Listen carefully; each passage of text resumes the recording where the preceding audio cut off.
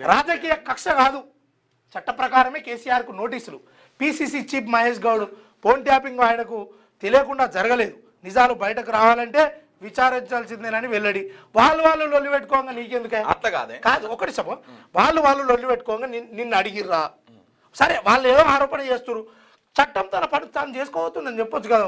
గుమ్మడికాయలు తొంగోవాలనగా బుధాలు అనుకున్నట్టు ఈ రాజకీయ కక్ష కాదు అని చెప్పుడు ఎందుకు? గిదానే పరిపాలన గిట్లుంటాది. కేసీఆర్ ను చూసి నేర్చుకోవాలి. రేవంత్ రెడ్డి ఇంటి తలుపులు వలగొట్టి బెడ్రూమ్ లోకి వచ్చి అమాంతంలో పట్టుకపోయి జైలు వేసిరు. బిడ్డది దావతుందన్న కూడా బయటకు వదలలే, పోలీసు బందోబస్తు నడుమ వచ్చిపోయిండు. గట్లుండాలి పరిపాలన. మందకృష్ణ మాదిగను రోడ్డు మీద పట్టుకొని అమాంతం తీసుకుపోయి జైలు వేసిండు. కాసిం సార్ను కూడా తీసుకుపోయి జైలు వేసిరు.